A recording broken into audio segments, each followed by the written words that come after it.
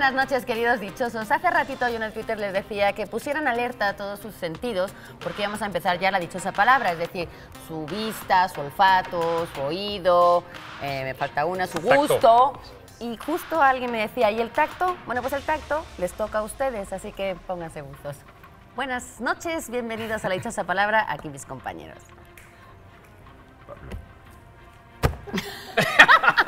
Dichosos compañeros. Bueno, muchos siglos han pasado desde que Heráclito nos hizo ver cuánto se parece el tiempo a un río.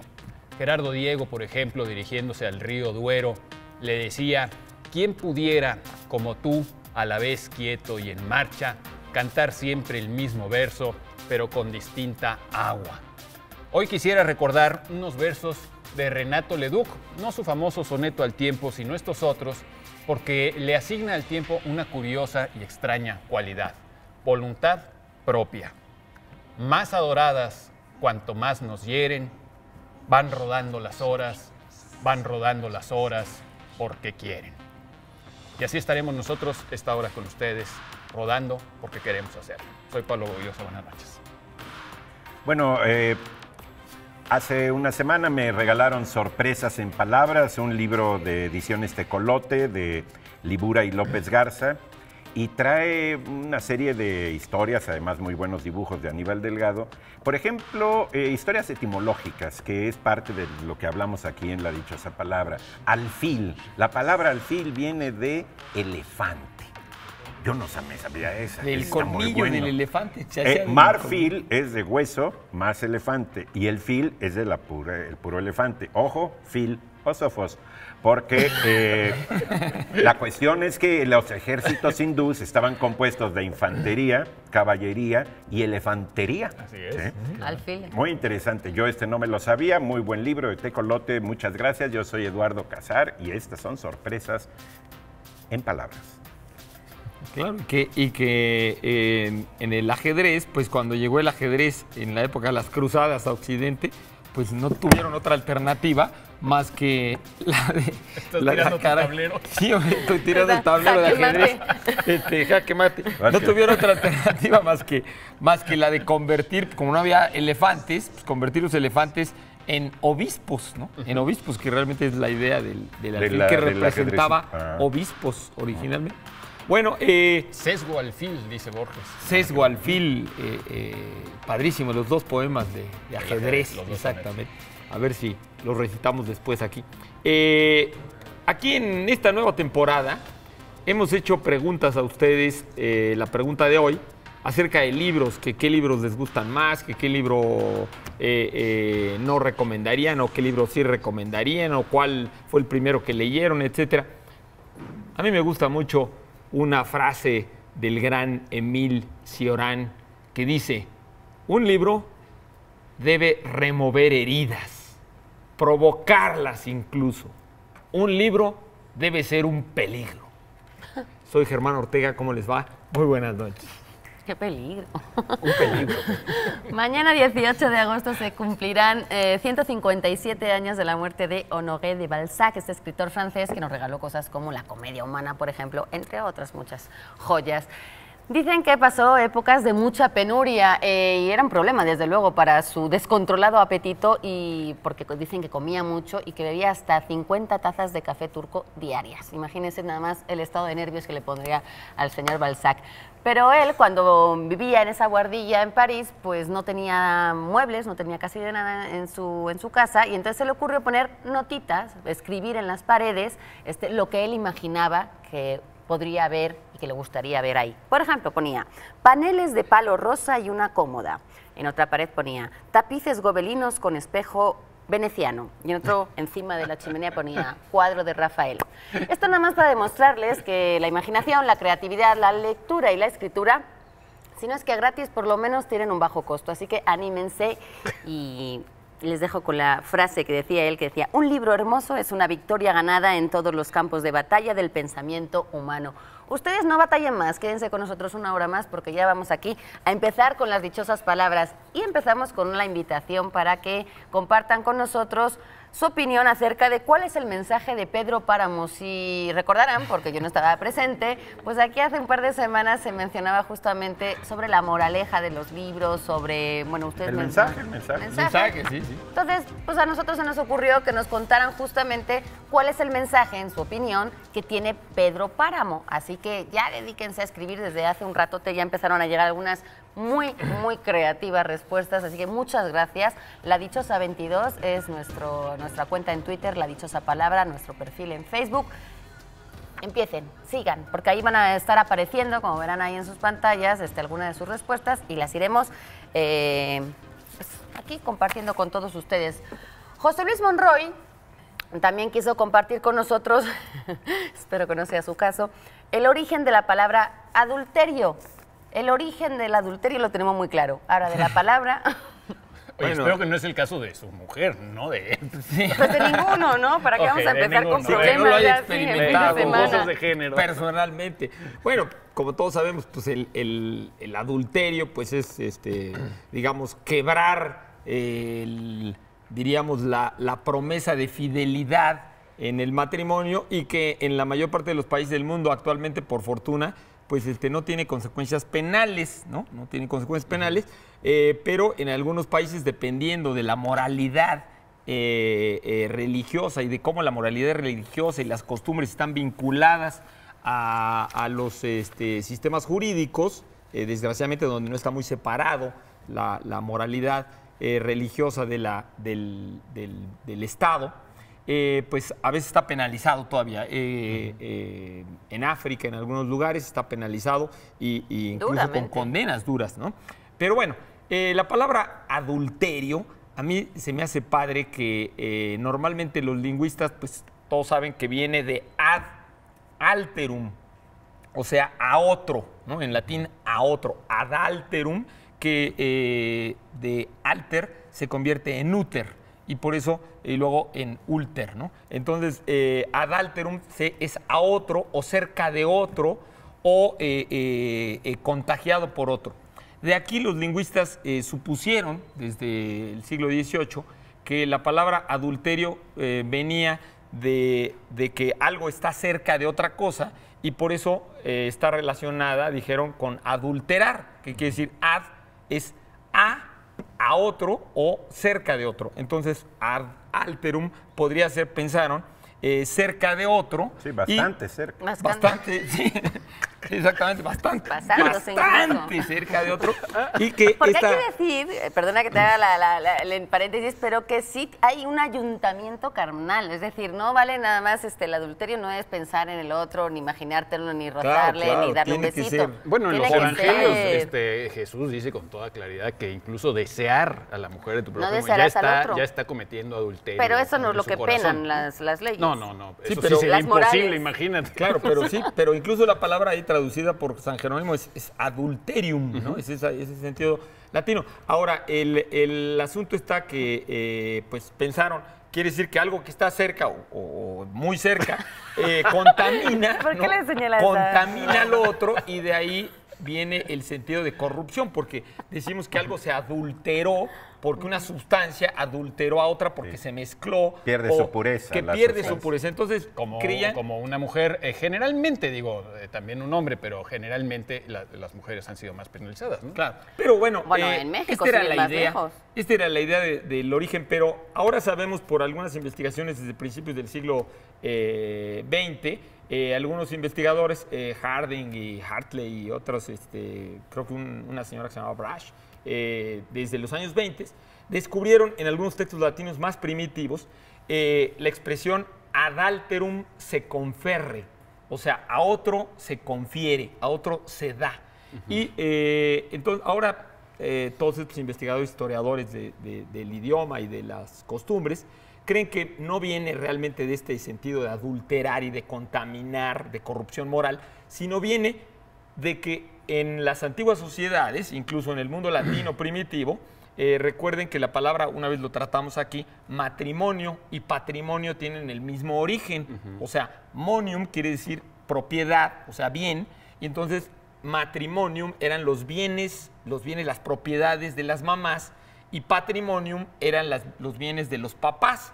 Entonces, originalmente, pues las dos palabras eran prácticamente sinónimas. Y cuando desaparece la propiedad de las mujeres a lo largo de la Edad Media, y fundamentalmente a partir del siglo XVIII, XVII, XIX, en que ya en algunos países europeos sobre todo, las mujeres no podían legalmente tener solas, si no lo compartían en la escritura, una propiedad inmueble. Entonces, en esta antigüedad era al revés. Sabemos que en las sociedades neolíticas las propiedades inmuebles, o sea, la tierra, el terreno de cultivo, solamente es de las mujeres.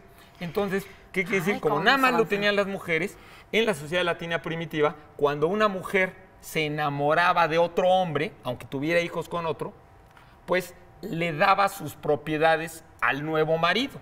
Y entonces, de ahí venía la expresión ad alterum se conferre, o sea, ella le da sus propiedades a otro. Entonces, este sentido de darle las propiedades a otro es de donde viene la palabra adulterio. O sea, una mujer adúltera, quiere decir que está dando su propiedad a otro.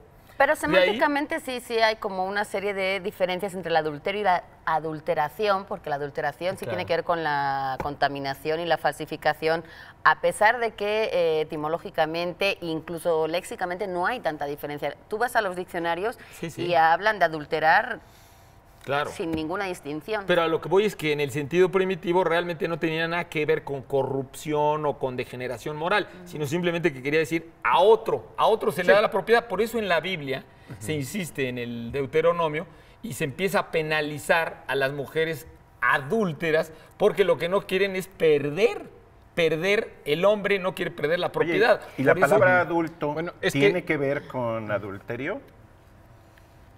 Adulto. Porque los niños no son muy adúlteros, ¿o sí? ¿No? Depende de cómo se contaminen. No es nomás de puro adulto ese asunto. Habría que pensar. Yo les voy a dejar esto para seguir hablando del adulterio, porque va a haber más que decir. Yo voy a hacer nada más un paréntesis para darle la dichosa definición y luego seguimos adulterando aquí el tiempo, el programa y las palabras, lo que haga falta. No es adulterio, pero estamos buscando la palabra que se esconde detrás de esta definición. Campana de cristal para resguardar alimentos. Sombrero rojo de los cardenales. ¿Qué palabra es esta? Para aquellas personas que nos lo digan y que acierten, tenemos una serie de libros, Germán. Emilio Rabasa Gamboa, una charla con el gran Ramón Xirau, este gran filósofo de origen español, pero por supuesto orgullosamente mexicano, él también, en una edición de Miguel Ángel Porrúa y de la UNAM. Y tenemos también una edición conmemorativa de este libro de poemas de Eduardo Milán. Se llama Errare Milanum Est. Edición conmemorativa con textos de Nicolás Alberte, Herbert Benítez, Nicolás Cabral, muchos otros sobre este importante libro de poemas de Eduardo Milán, Errare. Y tenemos un relato que a mí me suena que debe estar muy bien, de Fernando Aramburu, un escritor español del cual yo he leído Bambi sin sombra. Ese fue mi jefe. ¿Fue tu jefe? Sí. Sí. Este se llama Vida de un piojo llamado Matías. Habría que regalarlo, ¿verdad? Sí. Es de Tusquets Ediciones. Yo quería ¿Fue nada tu más. jefe? Sí, en Ediciones de Sendes. Sí. No me Es muy equivoco. bueno. Es Yo el leí mismo, la igual hay novela más, que leí, me somos. gusta mucho de Aramburu. Mira, una gran familia. Mira. Adulterio, si nos vamos al diccionario, hay cosas muy curiosas y que dejan lugar a muchas lagunas y a muchas interpretaciones. Por ejemplo, dice que es el ayuntamiento carnal, como decía, de un casado, es decir, el adulterio sí tiene que haber un acuerdo previo firmado de matrimonio. O un ritual. O un ritual, una costumbre ritual donde se... Pero para poder ser penado o demandado, lo que sea, tiene que estar casado y tiene que ser con una persona de diferente sexo. Lo cual, dados los tiempos que vivimos, y los tiempos que siempre ha habido, me parece que es interesante ver que ahí se podrían sacar una serie de lagunas legales y de un montón de casos que no están contemplados en esa definición. Por ejemplo, si un hombre era homosexual y tenía una relación homosexual paralela a su matrimonio, eso no era es adulterio o no está penado. Y luego decir que hablamos del adulterio y de la penalización del adulterio como si fuera de tiempos atrás, pero bueno, en México fue en el 80 cuando se quitó de la... Sí, Germán mencionó países africanos. En la India está penalizado con una ley, creo que todavía de la época del Imperio Británico. Una cosa muy curiosa, donde ahí además el adulterio está calificado como el hecho de que una mujer casada tenga sexo con otro hombre sin la autorización de su marido. Exacto. Sin la autorización de su la marido. O otra sea, que quiere contempla decir. la posible autorización del Si marido. no, no hay claro. denuncia, si no, no hay acusación. Y Pero además tiene por que ser otro lado, en la su mujer, domicilio. También, o sea, la Constitución mexicana, por lo menos, en sus artículos, que son como 4, tiene que ser en el domicilio conyugal Y tenía o que haber con pruebas. escándalo. O con escándalo. Y entonces En es Estados muy Unidos difícil. todavía es Con penado en escándalo algunos... sí puede ser frecuente. En algunos Depende de qué estados... momento del le cónyuge, llegues. seguro que sí. Esa es la sorpresa. Que vayamos En a- Estados... Bueno, sí, ya vamos. Vamos a Sí, nosotros nos van aquí a castigar Sí, no, y no, nos no. van a penalizar. No nos engañen, ustedes no nos engañen, quédense con nosotros, seguimos aquí en La Dichosa Palabra.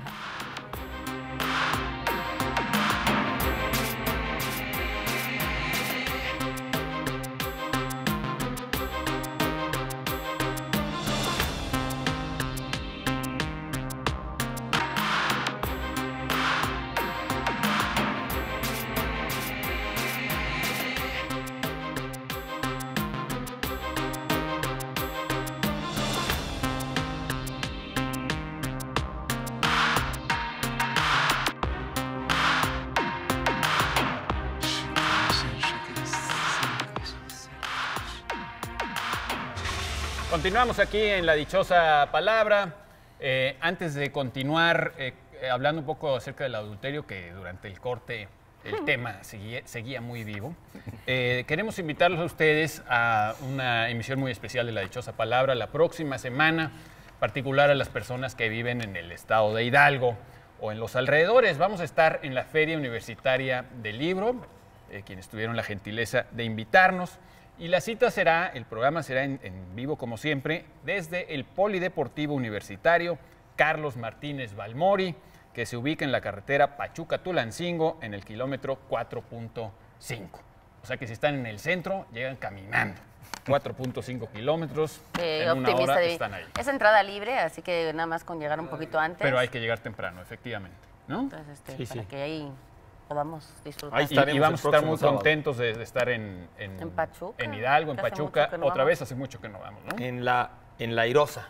Pero Bueno, ya hemos todos- estado como 3 veces. Todos Sí, sí. nos quedamos con ganas de añadir algo Sí. o necesidad de añadir algo respecto De- al adulterio. Al adulterio. ¿Quieren Yo que nada más, comi- yo, Ok, bueno, yo vas. nada más quería decir que este sentido original del adulterio referido al temor machista masculino de que si las propiedades eran de las mujeres pasaran a otro hombre, es muy claro en la tradición hebrea en que una mujer, si se muere su esposo, en la tradición hebrea, si no se casa con los hermanos o los parientes del esposo, se le considera adúltera. Para que los niños Sí, se bueno. parezcan al... O sea, a pesar de que la sea familia. Para viuda. que quede en familia. Para que toda quede la propiedad en familia, o sea, la propiedad de ella Pasa pase muchísimo a la familia. en los pueblos o indígenas se conserve mexicanos. a la familia. En muchos pueblos indígenas del sur de México, por ejemplo, pues también todavía está esta costumbre de que las hermanas han de sustituir a las hermanas cuando están casadas con alguien si ellas fallecen, justamente para no disolver ese Patrimonio. ese Este patrimonio. patrimonio que antes se llamaba matrimonio. Que antes se llamaba matrimonio Ese porque era matrimonio. otra cosa, porque era otro tipo de propiedad. Sí, ¿Tú a mí querías también me añadir algo? llamaba la atención lo del ayuntamiento carnal. Yo casi siempre he visto ayuntamientos de mampostería o ayuntamientos de otro tipo, De ¿no? piedra, Toda ¿no? la legislación sobre el municipio libre menciona ahí las distintas funciones de los ayuntamientos Y y ninguna. cómo Pero fíjate, los ayuntamientos se hacen cargo de distintos niveles pues, de servicios. Claro, y pero todo lo fíjate demás, cómo ¿no? sí tenemos leyes que Sí. para garantizar el municipio libre, más no para garantizar el El ayuntamiento adulterio. libre. Ándale. Al ayuntamiento libre. Esa es fíjate. otra cosa. Vámonos Ahora, al No, en el canal. sábado por en la noche realidad- estamos dando una cantidad de ideas de hoy para... Y para quitar esta idea machista, también a mí sí me gustaría añadir una recomendación del libro de Helen Fisher, Anatomía del Amor, donde ella tiene toda una explicación larguísima, bueno, no ella y todos los especialistas que cita, acerca de este mito de que los hombres son más infieles que las mujeres y da no solamente estadísticas, sino las razones evolutivas que tendrían las mujeres para ayuntarse con hombres distintos a su pareja. Obviamente en el caso del hombre es muy claro pues, que la ventaja reproductiva de los machos al encontrar muchas parejas pues, es que sus genes tienen más probabilidades de permanecer o de reproducirse pues, mientras más vientres vaya preñando por ahí. Pero las mujeres también tienen ventajas, digamos, evolutivas importantes, menos evidentes, y ella las repasa ahí, son muy interesantes también. Y vale la pena esta ¿Está lectura. publicado en Anagrama? Está publicado en Anagrama, es muy interesante. El Incluso doctor la- Eduardo Lorente, el gran doctor, un gran psicoanalista mexicano, Eduardo Lorente, el último día de su vida dio una conferencia, una plática, y exactamente coincidía con eso. Sí, es que es muy interesante porque, bueno, ya creo que vamos a tener que... Ya también de adulterar. Porque hay que hablar de más cosas, no solamente de adulterios en este programa. Vamos a ver la dichosa palabra de esta noche. Aquí está mi guión. Les estamos preguntando a todos ustedes lo siguiente. Queremos que nos digan a qué palabra corresponde esta definición. Campana de cristal para resguardar alimentos o sombrero rojo de los cardenales. Si saben a qué palabra, tendrán oportunidad de llevarse, antes que los demás, libros como estos. Como de Antonio Saborit, Febrero de Caín y de Metralla, la decena trágica. Qué Una padre. antología, es un obsequio de Cal y Arena. Ediciones de Cal y Arena. Se antoja muchísimo ese libro. Sí, sí. Las tejedoras de destinos para adolescentes, otra vez Jennifer Alvin hace esta historia futurista de ficción, espero, que además tiene algo de mitológico porque dice que el futuro y las acciones de los humanos están determinadas por unas hilanderas y bueno, pues la protagonista de esta historia, que se llama Adelise, resulta que es muy buena tejiendo, pero ella no quiere que lo sepa nadie. Léanlo para saber qué pasa. Las Moiras. Y también Espartas. tenemos un libro que se llama Gabo, Cartas y Recuerdos, de Plinio Apuleyo Mendoza, ediciones B, cortesía del Péndulo, trae una foto de Gabriel García Márquez. Bueno, hay que leerlo. Que tengo una foto de García Martínez. Pues sí. Entonces, casualidad. ¡Ay! Gabo. Lo que pasa es que yo tengo un primo Gabo y pensé que era Y no se Sobre tu parece. primo. Dije, pues qué raro que le pongan la foto de García Márquez, pero está bien, ¿no? Plinio Apuleyo Mendoza ha hecho varios libros, bueno, al menos otro libro, además de este, sobre García Márquez, se está convirtiendo en la autoridad biográfica de García Márquez. Tenemos, recuerden la pregunta Twitter que le estamos haciendo, ¿cuál es el mensaje de Pedro Páramo? María Elena Rodríguez nos pregunta lo siguiente, es muy, muy bonita su pregunta, ¿por qué el color rosa de las niñas, el color de los niños es el azul y el de las niñas es el color rosa? Está muy ¿Qué? buena esta. ¿Por qué? ¿Por qué?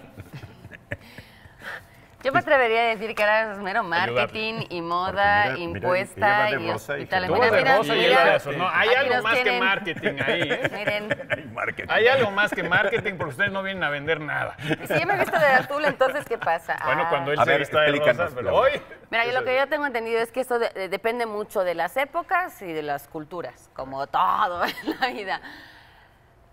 Ahora mismo atiende, sí, a modas y a cuestiones de marketing, de que toda la ropa de niña es rosa y toda la ropa del niño es azul, pero tiene una historia y un origen bastante bonito y Y curioso. reciente, ¿no? No, ya me sé uno del siglo V, no sé Ahora qué tan no, es reciente. mucho más reciente. Pero Vamos yo a me ver. sé esta, que es que en Inglaterra, en el siglo V y VI, había, bueno, culturalmente siempre ha sido más preciado tener un niño que una niña, por las cosas que ya hemos dicho aquí, pero además, porque sí, sale Por más aquello del barato, adulterio. porque al hombre lo colocan, a la mujer casi hay que protegerla, hay que hacerse cargo de ella, hay que casarla. Bueno, culturalmente ha sido así durante muchos siglos, ¿no?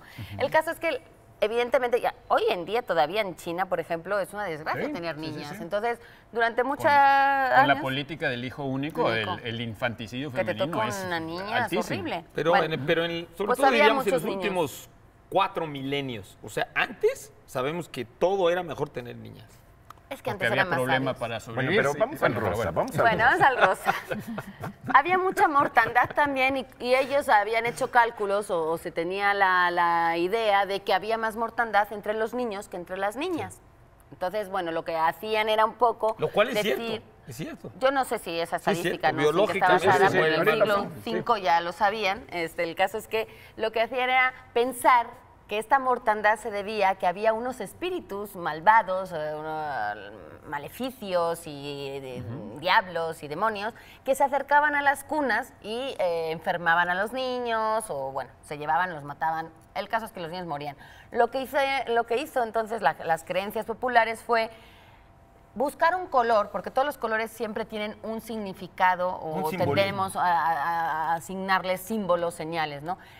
El azul se dieron cuenta que era el color del cielo, ellos lo relacionaron con el cielo protector el mar, la sabiduría, bla, bla, bla. Entonces empezaron a vestir de azul a los niños para protegerlos de estos espíritus malignos y que no se los llevaran, que no se murieran.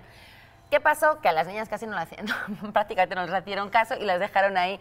Ellas con sus colores normales, que en el siglo V hay que decir que no había esta técnica de teñido de tejidos y entonces todos los, digamos, los ropajes se parecían mucho y eran color cafés y negros y blancos porque eran los colores que había en ese momento de los tejidos, ¿no? No estás hablando Era de una sociedad de consumo. Exactamente, o sea, lo de ahora del rosa y de mezclar colores y de todos estos colores sintéticos es muy posterior. Entonces, en ese momento a los niños se les vistió de azul para protegerlos de estos espíritus malignos. Y a las niñas no se les vestía de ningún otro color porque no había que protegerlas. Bueno, esto ha ido cambiando también con el paso de los años y en las culturas. Por ejemplo, en las monarquías, en la Edad Media, se tenía que el rojo era el púrpura, nacer en la el púrpura era del Imperio Romano, era el poder. Por eso ¿no? digo, pero en las monarquías europeas, o sea, del nacimiento, claro, a la Edad Media de la época carolingia se hereda la idea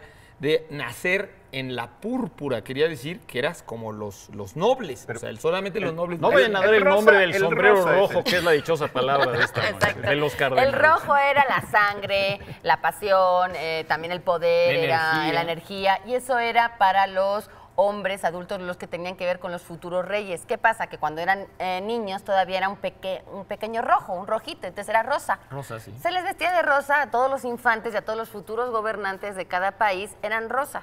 O sea que ahí hay una mezcolanza muy extraña. Pero hasta los años, prácticamente hasta los años entre las dos guerras. Hasta el siglo XX. Yo digo que es la cultura, la moda francesa la que impuso luego. Por eso te decía que realmente desde la Edad Media hasta la Segunda Guerra Mundial casi, prevaleció la idea inversa. O sea, los hombres llevaban el color rosa para imitar esto de la púrpura, y las niñas el azul porque tenía que ver con la Virgen, tenía que ver con el mar, tenía que ver con el cielo, que eran los colores de la Virgen. Es que siempre, digamos, el problema del lenguaje simbólico es que se presta una cantidad de diversas opiniones y de asociaciones. Y en los colores más. Increíblemente vasta, ¿no? Los colores pasteles, lo que yo sabía, es que los colores pasteles para niños se empezaron a usar en el siglo XIX, que es cuando se empezaron a producir telas con esta capacidad de distintos colores, y también cuando empezó a haber poder adquisitivo suficiente como para estas cosas, porque son de sociedades muy ricas, andar escogiendo el color de la ropita para un niño y luego el que sigue le cambias el color, le compras otra ropita. Eso es de gente muy rica. Que es la revolución industrial. Claro, la revolución industrial. Estatus, ¿no? Y luego todavía también yo me acuerdo que estaba muy impactado de ver las fotografías de Oscar Wilde, que no lo vestían como hombre, sino como mujer o de una cosa medio asexuada, etcétera. Pero después empiezas a ver las fotografías de todos los niños chiquitos de fines del siglo XIX, todavía hasta fines del siglo XIX, y a todos los vestían de blanco y con faldas, fueran niños o fueran mujeres. Sí. Esta No idea de que distinción. los niños se les viste de niño, o sea, como con pantaloncitos y shorts, eso es de mediados del siglo XX. Antes se les vestía con falda hasta los 5, 6, 7 años. Al principio de la fotografía a todos los niños se les vestía de sepia, ¿no? ¿No? Yo los veo de sepia. Blanco y negro, Todos ¿no? vestían de sepia. Se les vestía de blanco y con una faldita, con un falda. faldón. Una recomendación de la casa es una serie que es la historia de la moda que está pasando en Canal 22, que es magnífica. Es una serie con dramatizaciones y todo. No sé qué día pasa, pero estén atentos porque es muy bueno. Pues ahí está. También los colores pastel tienen que ver mucho con la finalización de la Segunda Guerra Mundial, cuando Estados Unidos intenta un poco contagiar esta idea de bienestar, de paz, ¿no? Vamos a dejar ya de tanta violencia. Y entonces empieza a vender en mercadotecnia todos los colores pastel en sus mensajes, en su imagen, en sus anuncios, para un poco infundir esta idea de paz, de tranquilidad, de sosiego que transmiten los colores pastel. Ahí también todo era rosa. Sí, incluso la revista Time, en una edición de los años 20, justamente hizo, que yo sepa, ya una estadística sobre eso, de los colores, y en esa revista se afirma justamente que los colores eran invertidos, o sea, era el rosa para los niños y el azul para las niñas, y que justamente la revista comentaba que se empezaba a usar ahora invertido por el uso de ponerle a los niños vestidos de marineritos. Azules. Azules. Y que entonces que ahí explicaba la revista, a lo mejor se iba a invertir esa O costumbre. los celtas, por ejemplo, los soldados se ponían el azul para infundir más respeto y más miedo, al contrario. O sea, también tiene que ver con los colores que son más fuertes. Ahí sí era azul marino, no era Sí, así. no el azul. mínimo. Bueno, Son cortos. nosotros vamos a hacer una pausa porque ya les surge a nuestros valientes patrocinadores comunicar algo a ustedes. Así es que volvemos aquí a la dichosa palabra después de estos mensajes.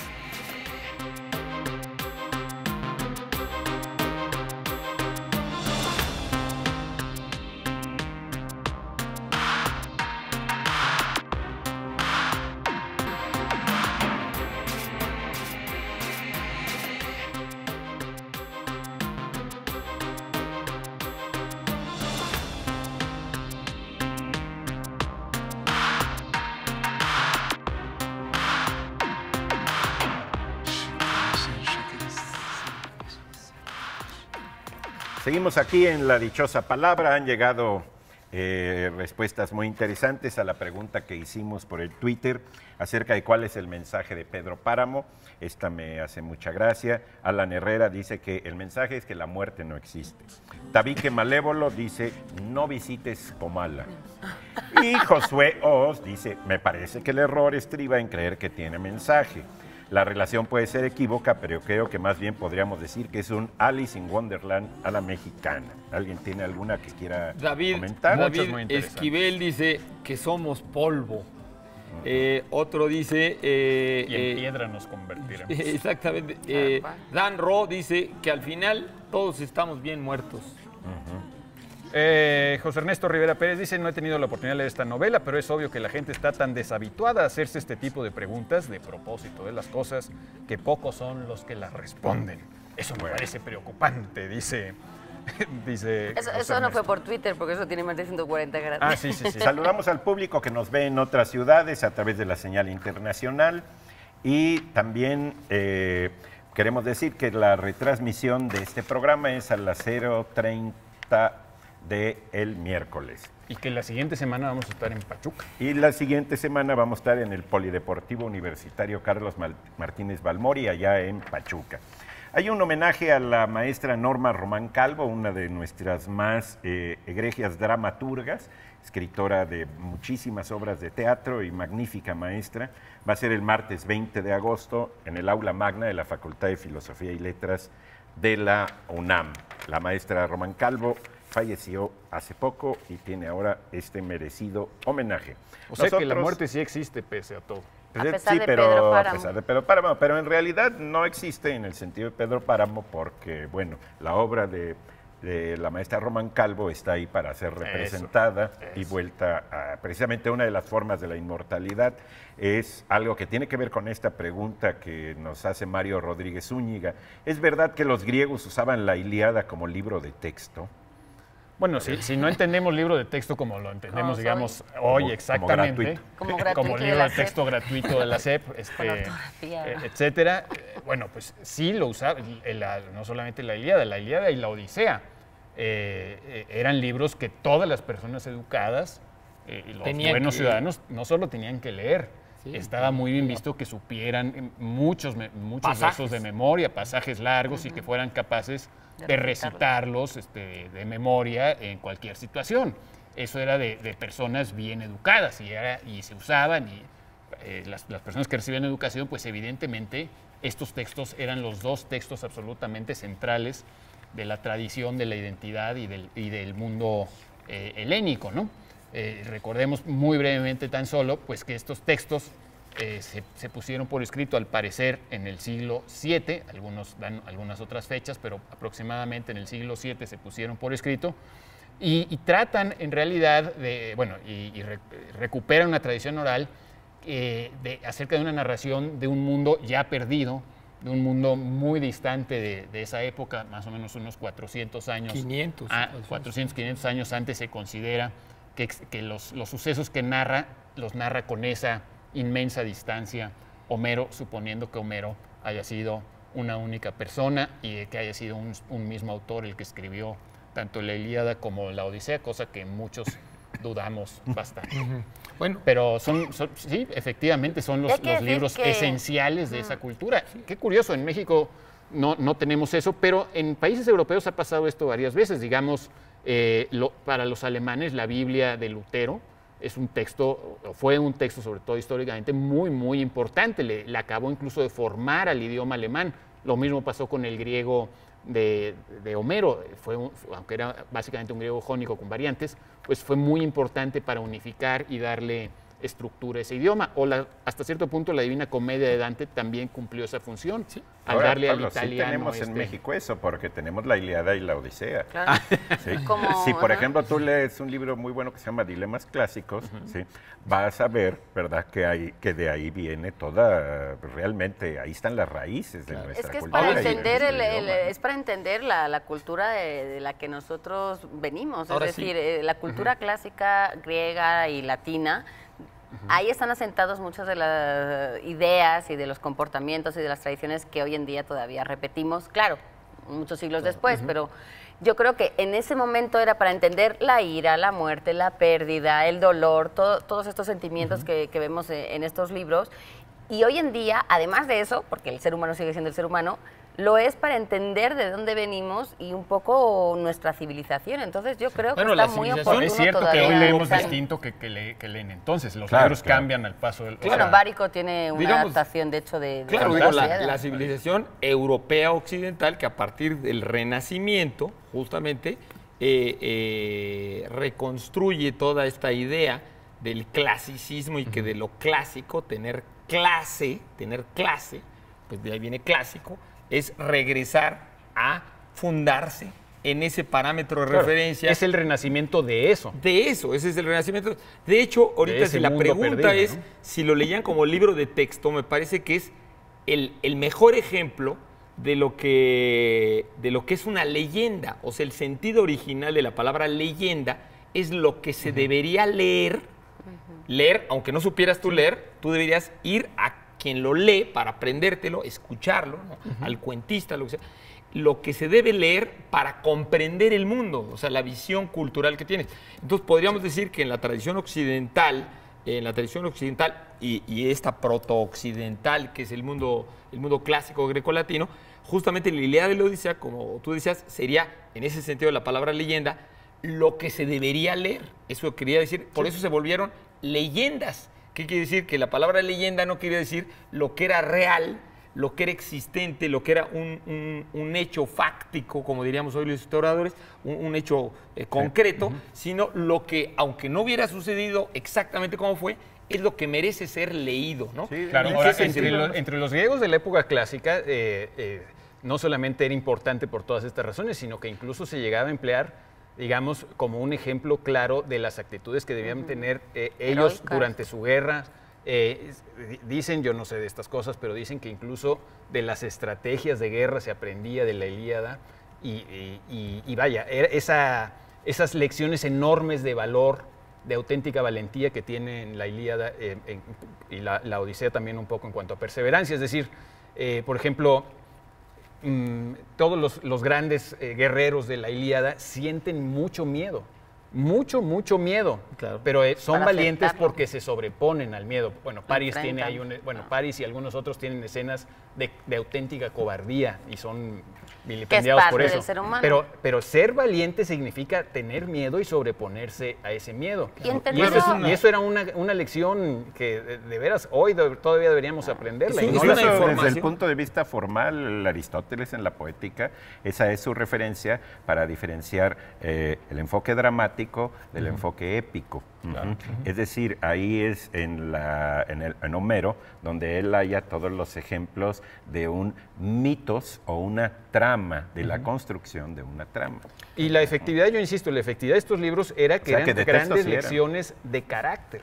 Y Y la eso era pregunta- muy importante la para los pregunta que griegos. habla del libro y debería de serlo texto- hoy para nosotros también. Tú decías antes, Pablo, que no era libro de texto como tal. Bueno, es que tampoco había asignaturas como tal, las concebimos hoy. No Antes había se estudiaba escuelas públicas música, como se tal. estudiaba retórica, se estudiaba poesía, se estudiaba...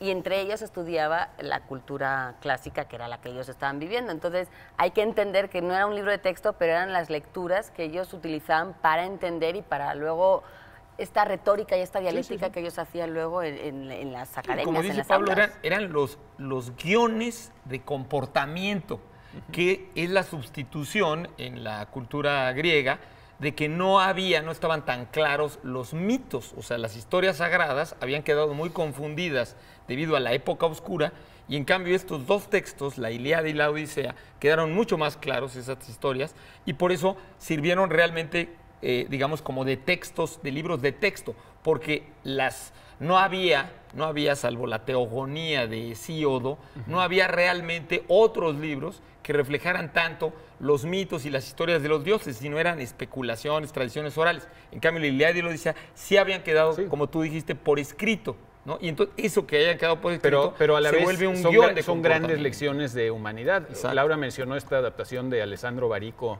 de la Ilíada, que a mí me parece fenomenal, y una característica que Alessandro Barico hizo fue quitarle todos los dioses. Sí. Entonces lees la historia sin la participación de los dioses y sigue siendo absolutamente fenomenal. Porque una gran lección de humanidad. Además reparte los narradores, es decir, en un momento habla Paris, en otro momento, claro. Es decir, vuelve a los protagonistas narradores. Es muy interesante lo que Muy interesante y muy bonito. Es un tipo de adaptación realmente recreativa. Claro. Y enriquecedora. Y en la Edad Media, por eso en la Edad Media, cuando se sustituye el mundo clásico, lo que más leen en las vidas de los santos, en la leyenda dorada de Santiago de la Vorágine, que es en el siglo XIII y XIV, ¿no? Empiezan a ser más importantes las vidas de santos, que son más ejemplares, como tú decías. Para formar a las personas. Para formar a las personas. Claro, porque lo que se buscaba era la santidad, no la valentía. Ahí les va la dichosa definición. De esta dichosa definición estamos buscando la dichosa palabra. Campana de cristal para resguardar alimentos o sombrero rojo de los cardenales. Habrá cardenales que se pongan la campana de cristal en la para cabeza. resguardar y quien resguarde a ver, Laura, ¿qué tenemos por ahí? Rojo. Tenemos una maravillosa trilogía, pero nada más porque son tres, no tienen nada que ver entre ellos, pero tres monstruos de la literatura infantil en México. De la colección Barco de Vapor, serie naranja de SM. Primero, Francisco Hinojosa, manual para corregir a niños malcriados. Ya saben todos los defectos que ustedes tienen en casa, bueno, pues aquí los tienen aquí y saber qué hacer con ellos. Y de Luis Bernardo Pérez, cuentos para los días de lluvia, que ahora está muy ad hoc porque pues está lloviendo cada rato. Bueno, pues para cuando llueve muy también hay. Y de Mónica Broson, Casi medio año, que bueno, que es la historia de lo que pasa en 6 meses en la vida de estos dos personajes. Santiago es uno de ellos. Así que estos tres libros son maravillosos. Serie Barco de Vapor, muy recomendable. Algunos son premio incluso, Barco de Vapor. Y de esta guionista de la BBC y actriz de teatro inglesa Rachel Joyce, El insólito peregrinaje de Harold Fry. Es una cortesía de Salamandra. Y de Editorial Almadía, que siempre estamos nosotros elogiando sus diseños y sus portadas. También elogiamos, por supuesto, el contenido de los libros. La más reciente novela de César Silvia Márquez, Juárez Whisky, del poeta y novelista de Chihuahua, César Silvia Márquez. Juárez Whisky. Bueno, vamos a un corte y volvemos en un momento.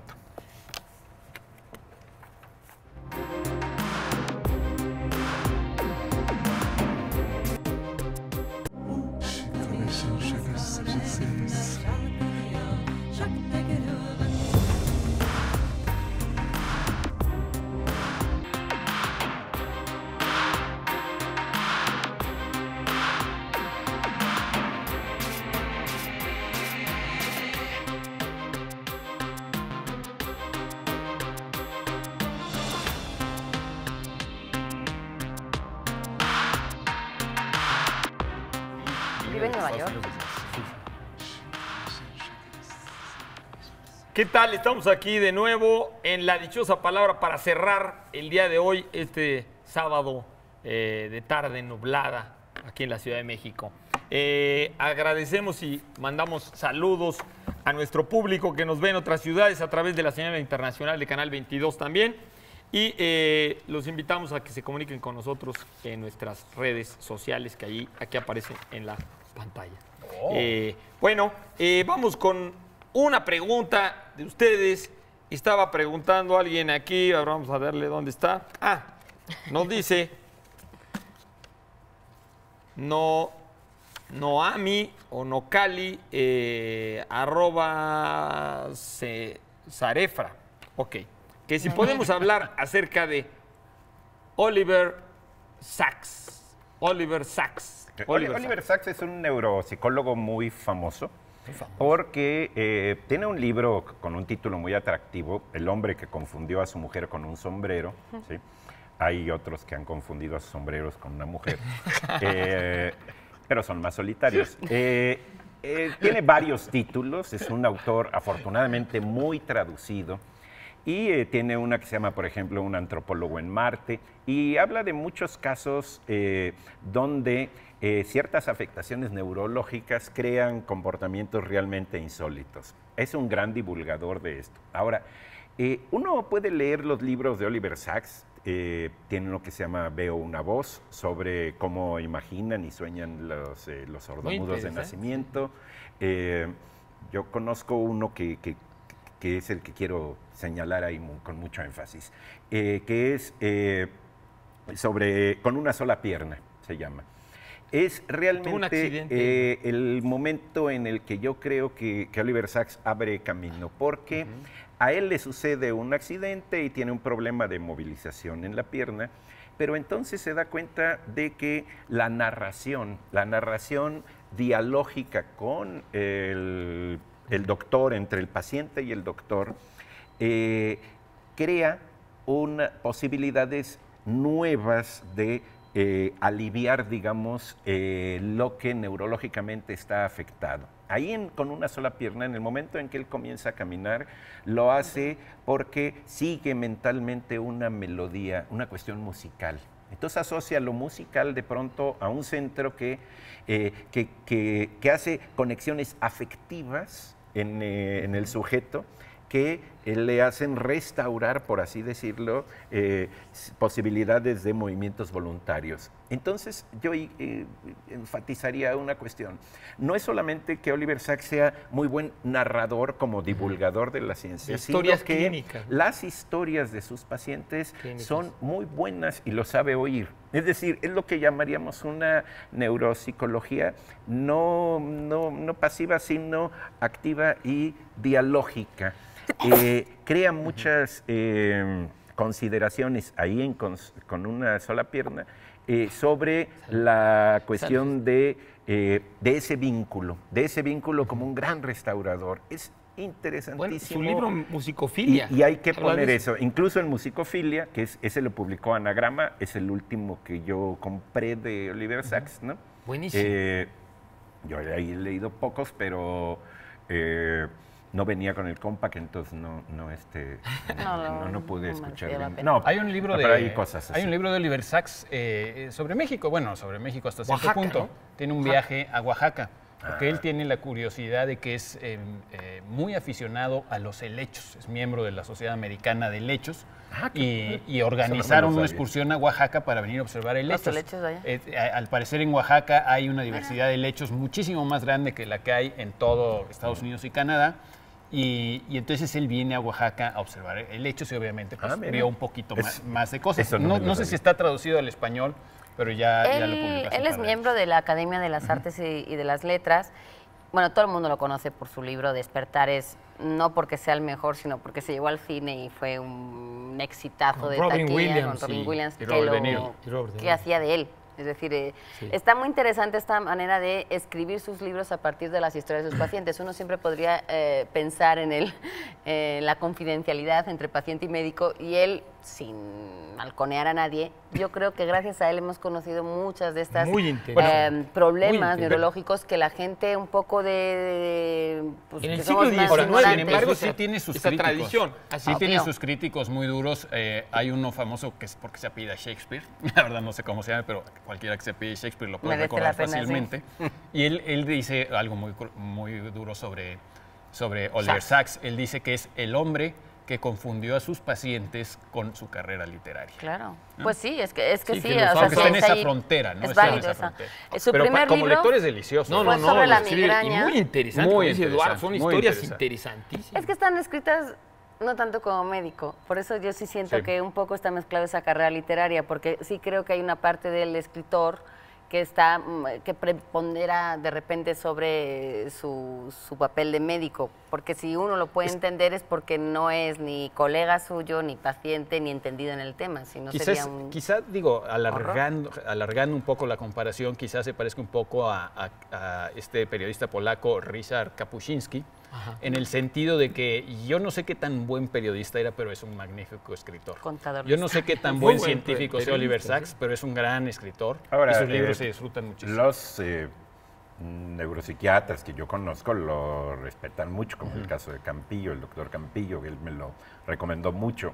Es una especie de neurología existencial en cierto sentido, en eso que tú hablas, de la escucha de los pacientes, ¿sí? De tratar al paciente como un ser humano y extenderlo más allá de solamente el planteamiento de orden, digamos, técnico. Ahora, él tiene también un padecimiento neurológico, obviamente un grado muy, muy leve, porque tardó años en darse cuenta que tiene esta enfermedad. Se me va el nombre porque es un poco complicada, creo que es prosopolagia o algo así. Esta dificultad para reconocer los rostros. De hecho, el caso del hombre que confundió a su mujer con un sombrero tenía un poco eso, pero a un grado muy grande. Le costó el divorcio. Prosoagnosia, no me acuerdo cuál es la palabra correcta, pero él tiene un poquito de eso, se dio cuenta ya muy, muy grande cuando no podía distinguir la cara de sus hermanos. Al escucharlos y eso ya sabe cuál es cuál, pero si no, se hace un poco de bolas, ¿no? Ahora, el mundo científico... Por eso es bueno ser hijo único, Karen. Ahora, el mundo científico en algún ámbito seguramente lo va a respetar porque asteroide lleva su nombre. Ya calificaron un asteroide con su nombre y si no recuerdo mal o estoy confundido, creo que ya le dieron la orden del Imperio Británico. También. Además está traducido, está en Muchnik, está en Anagrama, está en Editorial Norma. Ahí pueden encontrar sus insólitas historias que son muy aleccionadoras, precisamente por esa atención a la humanidad del paciente, ¿no? Sí, muy interesante. Sí, el de musicofilia es fantástico. La primera vez que escuché hablar de los savants, por ejemplo, fue en un artículo de Oliver Sacks. Bueno, vamos a los comentarios de ustedes de la pregunta del día de hoy. Y ¿qué más tenemos aquí? María Guadalupe dice, la historia de Pedro Páramo es la historia de un hacendado cuyo hijo nos enseña el valor de cumplir con una promesa. Está muy interesante. Juan Carlos García Cruz dice, nos responde con una pregunta, dice, ¿que todos somos hijos de Pedro Páramo? Jejeje. Osvaldo Reyes dice, lo mismo que Salinger, crea fama y échate a dormir. Bueno, está enigmática. Marisela Pinedo Márquez dice, cito a Octavio Paz, si el hombre es polvo, esos que andan por el llano son hombres. Es muy bonito ese poema de paz. Ángela López, buen día, dice, nuestra vida es un constante encuentro de vivos que se comportan como fantasmas o de fantasmas que nomás no salen de nuestra vida y solo vuelven a dar lata. Erwin Sánchez Ausucúa nos dice, es un parricida que no está a la altura de su acto. William Butler Yates, mira nada más. Yo no sé si Rulfo pretendía dar un mensaje con este libro, pero lo que sí sé es que leer este libro es como tener un sueño inquietante, pero adictivo. Una invitación. La pregunta es un poco un juego, ¿no? Claro. La dichosa palabra. Sí, para una provocación para ustedes, para que los que no la han leído lo vuelvan a leer. Eso. Bien, nuestra dichosa palabra del día de hoy, campana de cristal para resguardar alimentos, sombrero rojo de los cardenales, es por supuesto Capello, y si no, pregúntenselo al nuevo Papa. Y por supuesto tenemos aquí muchos premiados, Gabriela Vélez, Alejandro Díaz, Silvia Patricia Maldonado, María Fernanda, etcétera, que sacaron libros, y muchos de ustedes. Y pues los invitamos, recuerden ustedes, a la Feria Universitaria del Libro el próximo sábado al Polideportivo Universitario Carlos Martínez Balmori, ubicado en la carretera Pachuca-Tulancingo, kilómetro 4,5, ahí desde el centro de Pachuca.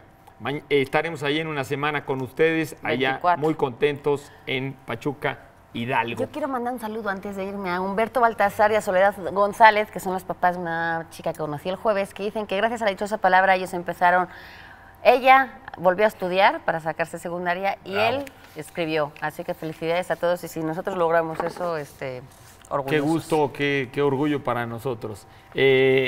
Laura, Germán. García, muy buenas noches. Pablo, Eduardo, Nos vemos. y a todos ustedes en sus casitas, Muy buenas noches. Nos vemos aquí el sábado desde Pachuca.